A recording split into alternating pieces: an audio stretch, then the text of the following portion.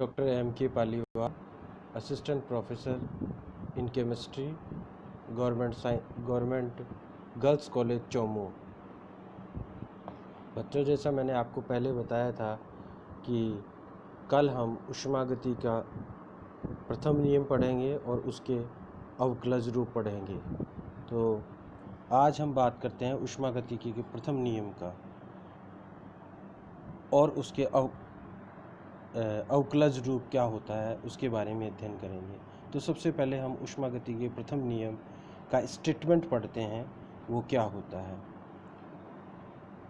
इसके अनुसार ऊर्जा को न तो उत्पन्न किया जा सकता है न ही नष्ट किया जा सकता है, यद्यपि ऊर्जा के एक रूप को उसके दूसरे रूप में परिवर्तित किया जा सकता है। हम यूँ कह सकते हैं, energy cannot be created, cannot be destroyed, but it can be convert into the one form to another. और इसकी दूसरी परिभाषा हम ये कह सकते हैं कि ब्रह्मांड की कुल ऊर्जा जो होती है वह निश्चित होती है, अतः इसे ऊर्जा संरक्षण का नियम भी कहते हैं।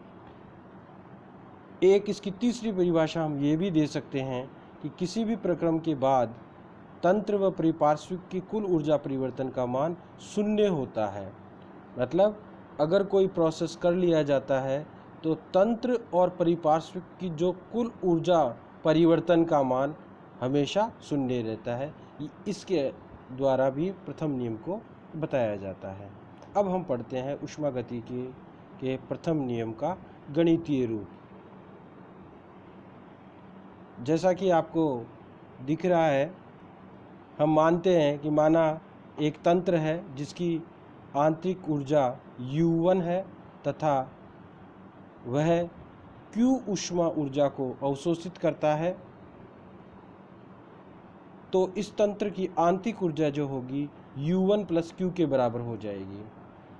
अब हम मानते हैं कि माना इस तंत्र पर W कार्य किया जाता है, तंत्र पर कार्य किया जाता है, जिससे तंत्र की आंतरिक ऊर्जा का मान U2 हो जाता है। जैसा आपको दिखाया गया है एक चित्र के द्वारा कि आंतरिक ऊर्जा U1 है, उसने Q ऊष्मा ऊर्जा को ग्रहण किया तो आंतरिक ऊर्जा का मान U1 + Q हो जाता है। और अब उस पर W कार्य किया जाता है तो आंतरिक ऊर्जा का जो मान हो जाएगा वह हो जाएगा U1 + Q + W के बराबर। माना हम ये मानते हैं कि अंतिम अवस्था में जो है आंतरिक ऊर्जा का मान U2 हो जाता है। अतः समीकरण के अनुसार या समीकरण में हम निम्न प्रकार से लिख सकते हैं, U2 = U1 + Q + W। अब हम U1 को इधर ले आते हैं तो U2 - U1 हो जाता है और इसके बराबर Q + W हो जाता है। क्योंकि U2 U- एक चेंज को प्रदर्शित करता है, इसलिए डेल्टा U = Q + W के बराबर हो जाता है। यहाँ पर W से पहले यानी कि कार्य से पहले प्लस का साइन है, अतः यदि तंत्र पर कार्य हो रहा होता तो प्लस के रूप में प्रदर्शित करते हैं, जैसा कि आपको दिखाया गया है। अब हम बात करते हैं, या हम इसको दूसरे रूप में ऐसे भी लिख सकते हैं, यदि तंत्र पर कार्य हो रहा है तो प्लस आएगा, और यदि तंत्र द्वारा कार्य किया जाता है तो समीकरण 1 का जो रूप होगा वो ये हो जाएगा, डेल्टा U = Q - W, जो समीकरण 2 में दिखाया गया है। समीकरण 1 व समीकरण 2 ऊष्मागतिकी के प्रथम नियम के गणितीय रूप हैं। यहाँ एक बात बहुत महत्वपूर्ण है, Q व W दोनों ही पथ फलन है, परंतु इनका जो योग है वह एक अवस्था फलन है जो डेल्टा U होता है, जैसा हमने पहले ही बताया है। अतः यदि समीकरण 1 में W का मान रखते हैं तो प्रथम नियम का व्यंजक को हम निम्न प्रकार से भी लिख सकते हैं, delta U = Q - P delta V। P delta V जो है वो W का मान है। जब तंत्र में अत्यंत सूक्ष्म परिवर्तन हो रहा हो, यानी कि जो परिवर्तन हो रहा हो उत्क्रमणीय परिस्थितियों में हो रहा हो, रिवर्सिबल कंडीशंस में हो रहा हो, तो समीकरण 1 का जो रूप हो जाएगा वह यह होगा, du =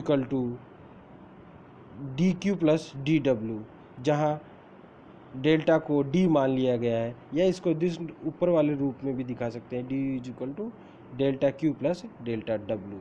अब हम बात करते हैं इसके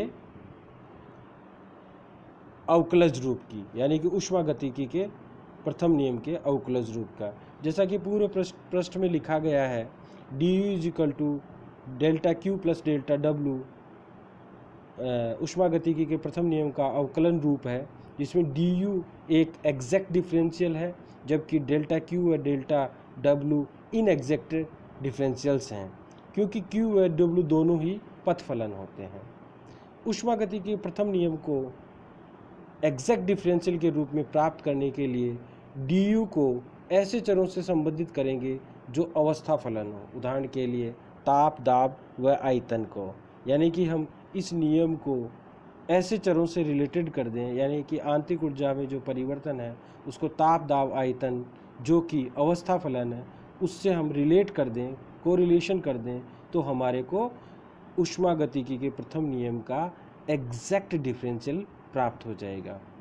यदि उपरोक्त तीनों चरों में से हम एक चर माना आयतन को अगर हम क्या मान लें, आयतन को स्थिर कर दें, तो तंत्र की आंतरिक ऊर्जा शेष दो चरों P व T पर ही निर्भर करेगी। अतः जो U होगा, U का मान जो होगा वह P व T पर डिपेंड करेगा, और हमें इस प्रकार से हम ऐसे लिख सकते हैं, U is the function of दाब और ताप, या U is the function of pressure and temperature.